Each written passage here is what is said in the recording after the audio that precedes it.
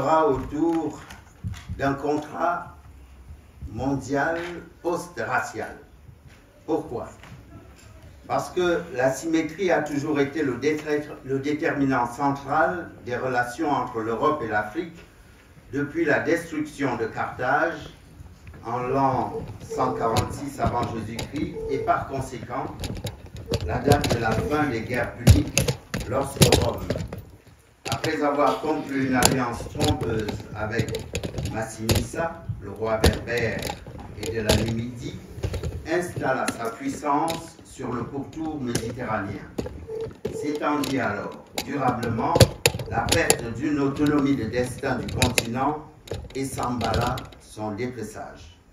La géopolitique africaine, malgré des réactions épisodiques de refus de l'assujettissement européen de Massinissa, s'était pourtant fait le chantre en proclamant l'Afrique aux Africains, n'a pas brillé par sa riposte continentale et concertée. L'hégémonie européenne n'a pas changé au fil des siècles et demeure active et opérante de façon explicite ou souterraine selon les époques et les contextes. Car malgré les proclamations du fameux contrat social et des droits de l'homme en Occident, elle s'est accompagnée de l'exclusion et de la domination des Africains. Pourquoi?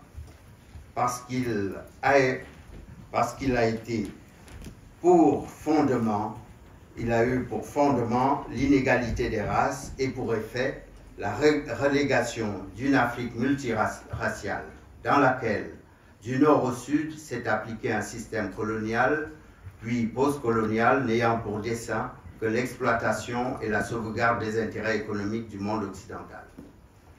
La conférence de Berlin de 1884-1885, dans un contexte de rivalité toujours plus forte entre les différentes puissances européennes, utilisa comme prétexte pour dépecer l'Afrique la fameuse mission civilisatrice, l'abolition de l'esclavage, prétendant ouvrir l'Afrique aux bienfaits de l'économie, du commerce et du progrès.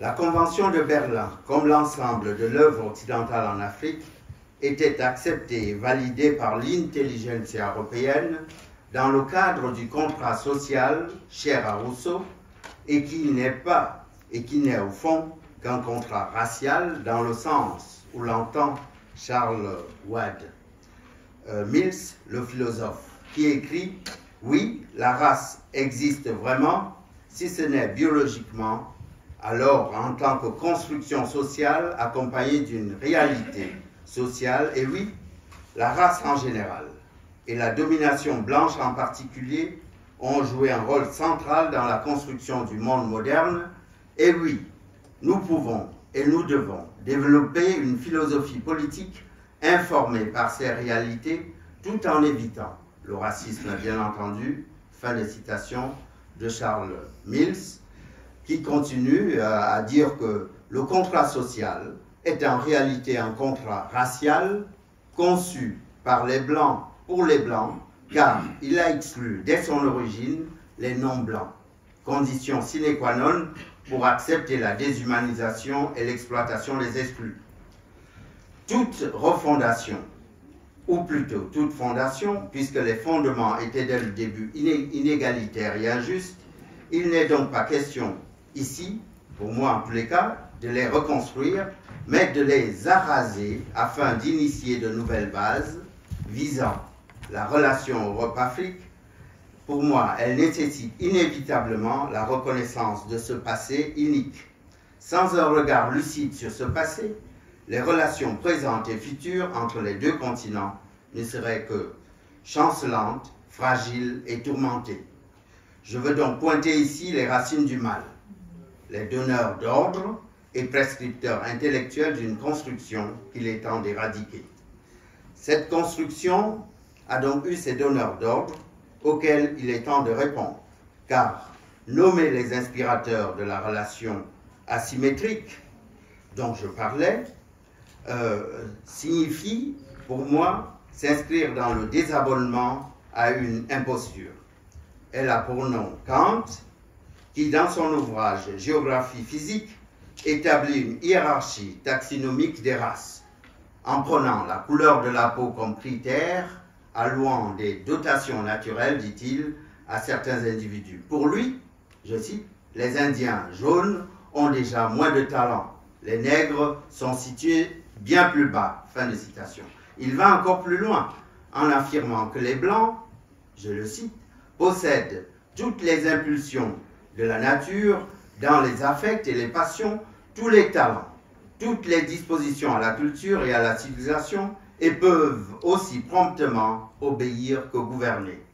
Ils sont les seuls avançant toujours à la perfection. La blanchité a ainsi transmué le génie de la morale en une généalogie amorale. Il est aussi temps de répondre à Hegel, celui de la raison dans l'histoire, de 1847, qui dénia l'historicité de l'Afrique, une rengaine qui résonne encore aujourd'hui. Il est grand temps aussi de répondre à notre cher et grand Victor Hugo, qui, dans son discours sur l'Afrique du 18 mai 1879, transformait en clivage géopolitique ce qui avait jusqu'ici été entendu tel un clivage racial séparant la blanchité supérieure et la non-blanchité inférieure. Convoquant la puissance divine, Victor Hugo invitait les Européens à prendre cette terre à Dieu, et il disait, Dieu donne la terre aux hommes, Dieu offre l'Afrique à l'Europe. Il indiquait ainsi le but de l'action colonisatrice et son horizon social. Il ajoutait, changez vos prolétaires en propriétaires. La messe fut dite, et c'est ce système de pensée, de prévarication et de prédation qu'il est temps de changer. Il a été ratifié à Berlin et fait encore des émules. Il conviendra donc de déceler à Berlin, à l'endroit même où il a été scellé, le bonheur maximal des uns et l'extrême malheur des autres. C'est ce système qui installa le déséquilibre, la relégation de l'Afrique et la chosification de l'homme africain, contre laquelle s'insurgea Aimé Césaire dans son discours contre le colonialisme, et contre laquelle nous avons tempêté dans Qu'est-ce que l'Afrique, qui est un ouvrage que vous pourrez trouver à disposition ici. Mais ceci demandera aussi une autre réponse, une réponse à la voracité d'hier et à une exigence de réparation. À Berlin, le Congo fut cédé à un homme, Léopold II, sous Napoléon. L'ancienne colonie Haïti, pour avoir arraché son indépendance en 1804, fut sommée de payer une somme colossale à la France. Elle est estimée entre 20 et 108 milliards d'euros par une enquête du New York Times qui évoque une spirale d'endettement qui a paralysé le pays pendant plus d'un siècle. Fin de citation. Ceci fait dire à l'économiste Thomas Piketty qu'il s'agit là de néocolonialisme par la dette. Hier aussi, en 1908, le trône du sultan Ibrahim Djoya, roi des Bamoun, a été livré à l'Allemagne sous prétexte d'un échange diplomatique initié par un directeur de musée. Appropriation légale ou torsion mentale ont donc abouti à une translocation, pour ne pas dire spoliation. Dans ces cas, colonisation rima avec dévoration au nom de la vérité et de la perte subie. La reconnaissance de la voracité d'hier doit conduire à la restitution des biens à l'Afrique. Pour l'Afrique précisément, ouvrir un nouveau cycle de relations avec l'Europe et avec le reste du monde est un cycle des souverainetés réelles qui devrait être placé sur un plan multilatéral et réunir des organisations elles-mêmes multilatérales, comme l'Union européenne et l'Union africaine. On parle de l'Afrique, mais on oublie souvent que l'Afrique est un continent multiculturel et plurilingue. Le bilatéralisme ne serait qu'une manière tronquée et inefficace d'examiner une relation qui s'est inscrite dans un système de domination plus vaste à Berlin et qui doit être défait, je l'ai dit, sur les lieux mêmes à Berlin, où le malheur et la tragédie furent actés sans la présence des victimes. C'est ensuite, à partir du lieu que Joseph Conrad a appelé le cœur des ténèbres, c'est-à-dire le Congo, qu'il conviendrait symboliquement de relancer un cycle partenarial et fondateur d'une autre dynamique transnationale en lieu et place de celle de la domination qui a jusqu'ici prévalu. C'est au Congo, à partir par exemple de Pointe-Noire, par exemple, qu'une lumière nouvelle émergerait des décombres d'une ère révolue. Les relations internationales ont besoin d'être entièrement repensées et les relations entre l'Afrique et le monde revues à partir de 3 urgences. La première, la réparation donc pour solder le passif.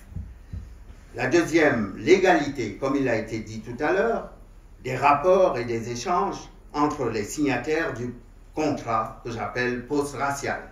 Troisièmement, une clause de revoyure portant sur la bonne exécution du contrat et sur le respect des droits de chacun. Maintenant, il s'agit aussi de parler d'un récit pour soi. Les relations bilatérales ou multilatérales qui animent les nations ont été depuis trop longtemps dictées par la raison du plus fort et moins selon la justice. Cet axiome asymétrique s'applique surtout à l'Afrique. En définitive, l'Occident bénéficie du statut dominant de haute humanité et rabaisse au rang de sous-humanité tous ceux qui sont exclus de ce statut. Si l'on admet que la symétrie est productrice du désordre des nations, il convient désormais de rebattre les cartes pour faire cesser les dominations à l'œuvre et leurs funestes conséquences. L'une des preuves de l'impuissance et de l'irresponsabilité des puissants est lisible dans la destruction, on l'a dit ici, de la couche d'ozone et la fragilisation de la planète par l'effet de serre. Ce récit sur la destruction de la planète n'est pas un récit, un fait africain. Il appartient à l'Occident d'en assumer les conséquences. L'Afrique a plus que jamais besoin de ce que Fabien Ebousi-Boulaga, le philosophe, a appelé un récit pour soi, et que Valentin Yves Moudimé perçoit et analyse comme moyen, je le cite, moyen critique de compréhension du passé et de ses échecs afin d'être capable d'agir autrement dans l'avenir. C'est d'un panafricanisme rénové dont l'Afrique doit se doter en mobilisant ses intellectuels sur le dépassement des égos et la pédagogie du collectif autour de ce panafricanisme. Il faut surmonter les clivages, notamment ceux issus des groupes dits de Monrovia dans les années 60 et de Casablanca. Pour cela, 4 axes essentiels me paraissent mettre à l'ordre du jour. La réappropriation de son patrimoine culturel pour l'Afrique, le décloisonnement linguistique, l'émergence d'une diplomatie culturelle et la construction d'une défense africaine commune. Nous avons entrepris l'action de réappropriation du patrimoine culturel à l'Académie du Royaume du Maroc, dont je dirige la chaire des littératures et des arts africains, justement pour la valorisation des idées et la diversité artistique et culturelle de l'Afrique. Nous y encourageons un partenariat des laboratoires de recherche universitaires afin que l'émulation académique trouve un creuset concret.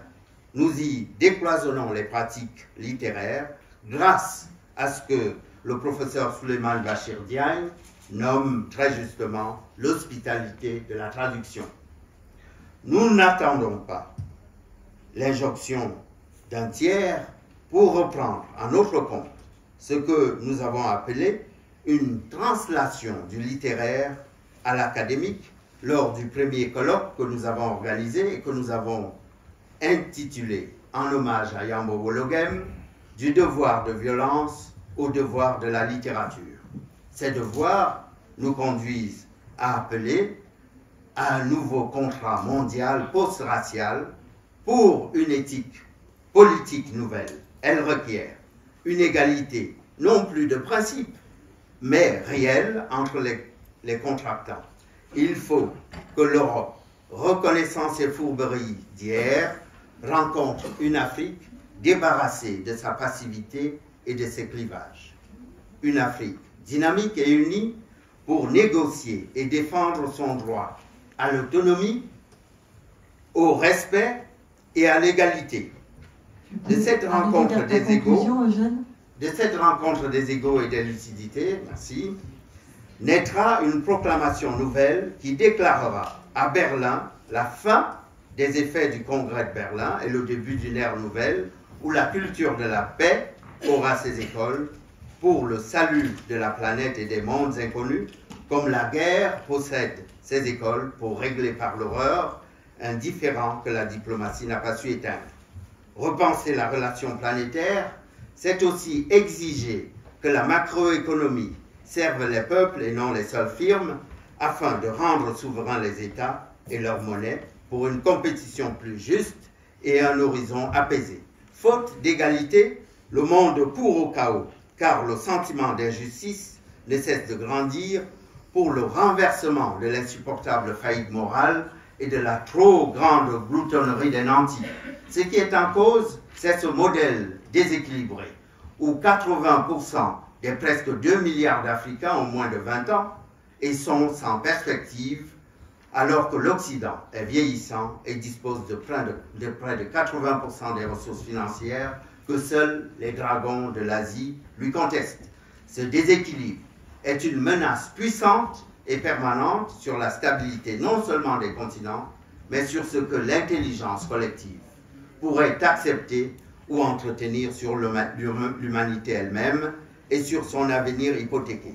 Voilà pourquoi j'exprime ici l'idée qu'un contrat mondial post-racial est urgent à poser sur la table des décideurs continentaux et, comme nous l'avons dit, des décideurs égaux en fait et non seulement en droit. Merci. Merci beaucoup.